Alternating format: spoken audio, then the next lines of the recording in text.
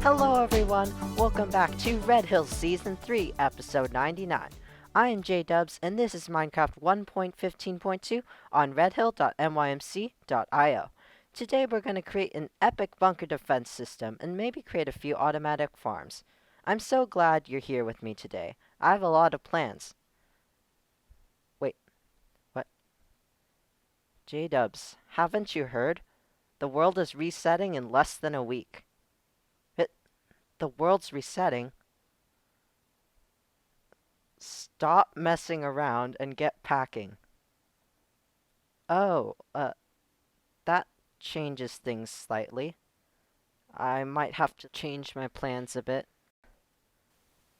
So, as you could tell from that cheesy intro, this video isn't an animation. And don't worry, I do have an animation in the making, but since Red Hill's resetting so soon, I kind of need to work on this video instead. So, yeah. Anyway, I hope you enjoy watching as I share with you my journey on Red Hill, Season 3. Let's begin!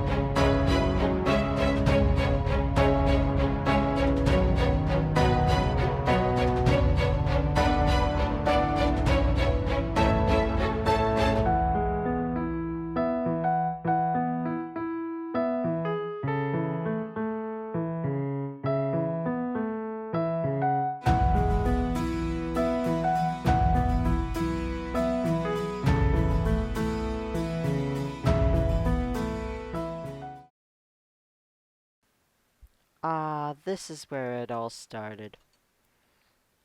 In this really small hut on this peninsula.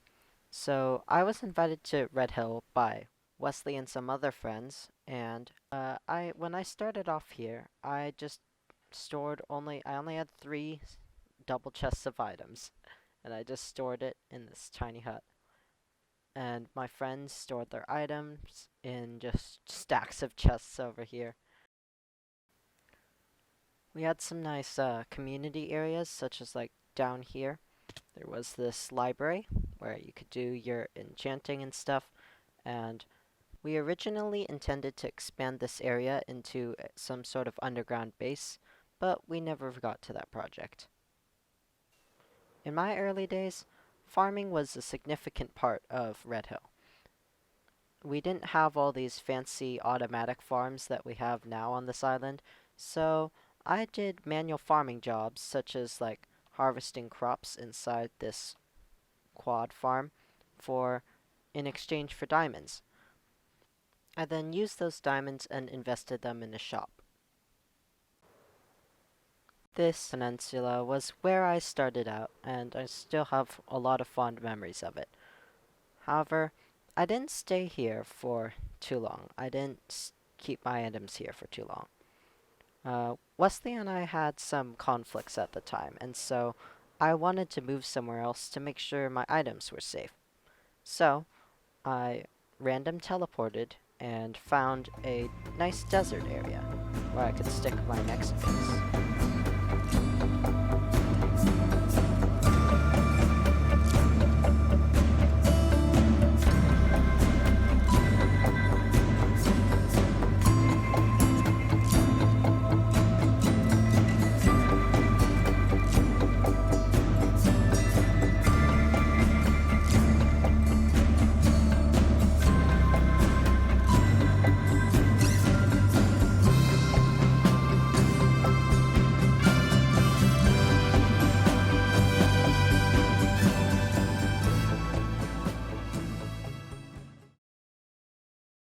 This is the base I call my desert outpost.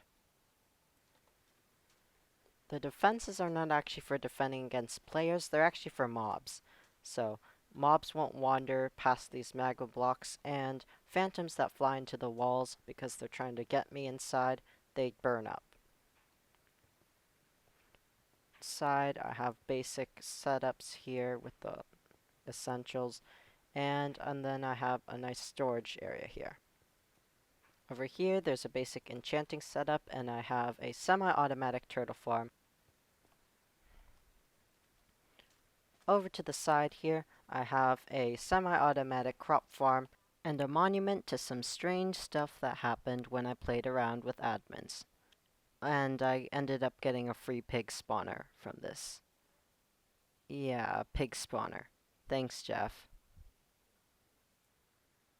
Behind the building is a gigantic multi-layered pig and cow farm.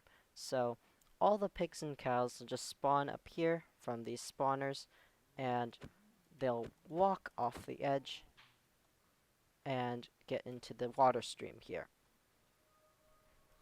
The drops are transported underground to the collection system over here, where it's sorted into a bunch of different chests. And anything that isn't sorted goes into this dumpster here. This is also where I just let a bunch of random stuff sit, and I could check here if I needed anything. Unfortunately, this space wasn't used forever because I figured out that I didn't really like how the desert biome was. The grass turns this ugly, dead color, and so I just kept using this to mine out sand for concrete powder. I decided to move somewhere that was more green, like in a plains biome, and so I made a base that was known as the complex base.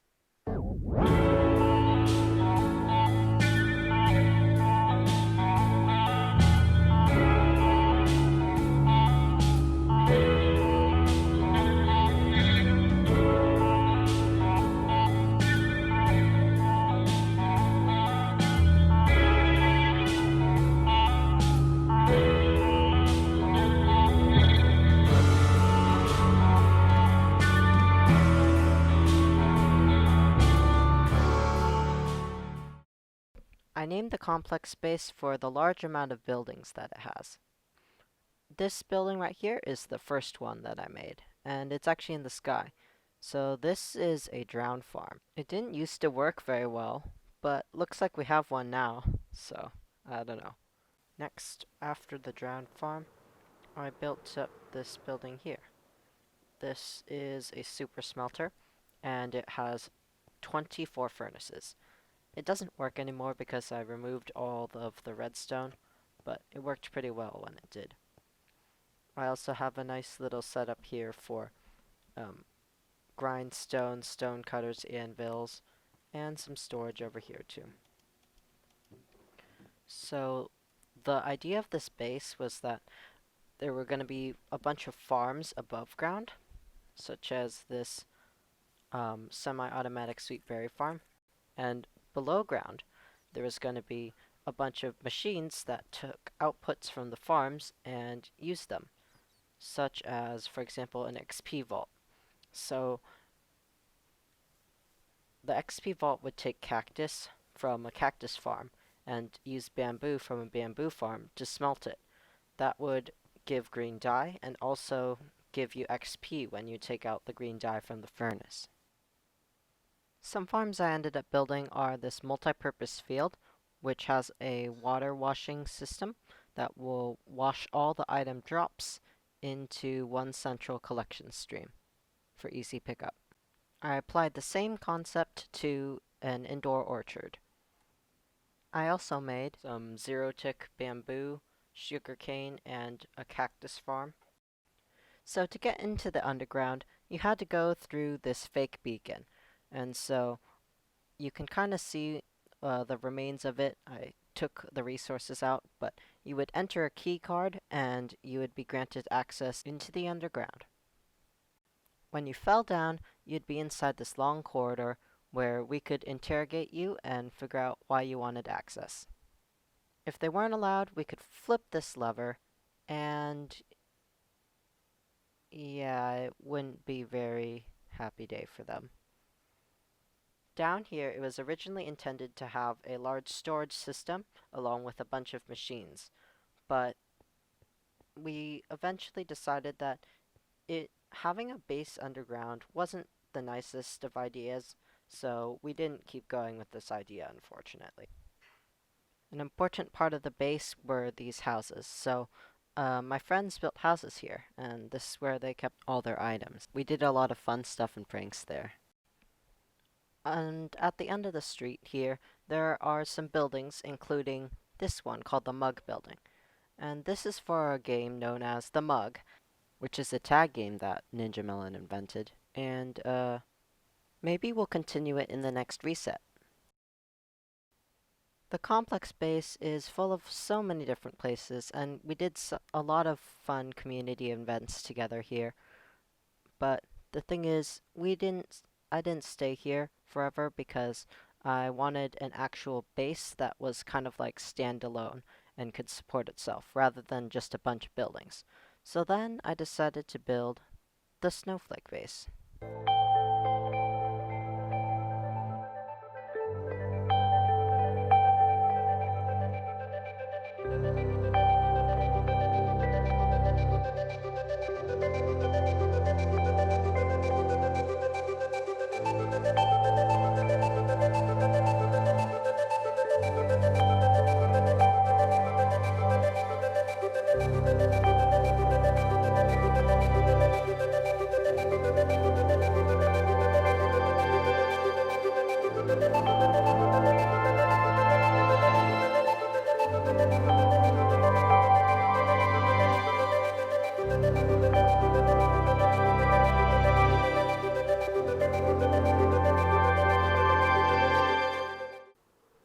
Alright, and we are back at the floating snowflake in the middle of the ocean.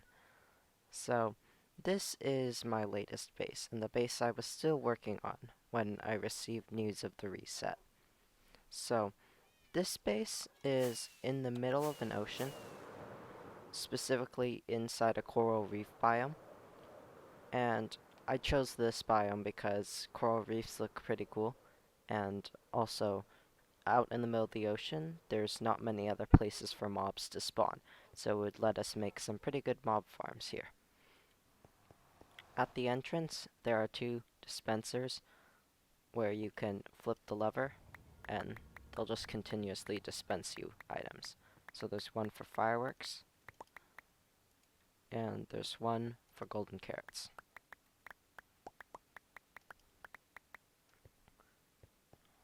Over here, there is a little dog and, I suppose a llama area for them to just sit here. Around here, we have an enchanting setup. And over here, there is an experience bottle dispenser. You can just press this button, and you get experience levels from the dispenser in here. I'm gonna actually take those, that's valuable. Over here, there is a cave spider farm. Underneath the ground, it should be showing right now, there's a bunch of cave spiders spawning, and they float up to the top here. Then I can just slice them like that. And all the drops get collected by this hopper here. So on the upper layer of the snowflake, we have a manually sorted storage system. There are some armor equipping stations, and also a super smelter I designed myself that is lag efficient and automatically powered by the bamboo farm below. There's also a trading hall, which connects to the villager breeder and villager conversion center that I made below. And so all of these villagers have had their trades reduced to pretty good prices. The nether portal, there's a very efficient gold farm that I made with my friends. We use this farm quite a bit to prepare for 1.16 piglin bartering. Down the elevators at the front of the snowflake is a lower level with a bunch of farms. Some of the farms we have down here are a melon and pumpkin farm. We also have the bamboo farm that was mentioned before, and also a pig and cow spawner farm. Each of the farms are controlled by the central control station here. You can either run them on a timer or have them harvest immediately. They all use water streams and no observers, so they're very lag friendly. Also have the villager conversion station where I can breed villagers and convert them to zombies and back again to reduce the price of their trades. Once converted into a normal villager, the villagers are sent up a water stream and automatically get deposited in the next open slot of the trading hall. In between the top layer and the bottom layer of the snowflake is a large area where there's a bunch of piping and stuff. There's also a witch named Gertrude the Third that we have here. She seems a bit grumpy today. We also had a large underground area that was going to be used to make some mob farms. And that is my journey. So those are all the main bases and places that I wanted to show you. Now of course there's a lot more, but I can't possibly fit everything in this video. I'm already super low on time. So, I really hope you enjoyed. Red Hill's resetting in less than a day, and it's honestly very sad to have to say goodbye to the server. But I can't wait for the new experiences we'll have after the reset. So, let's go out with a bang, shall we? Goodbye, Red Hill.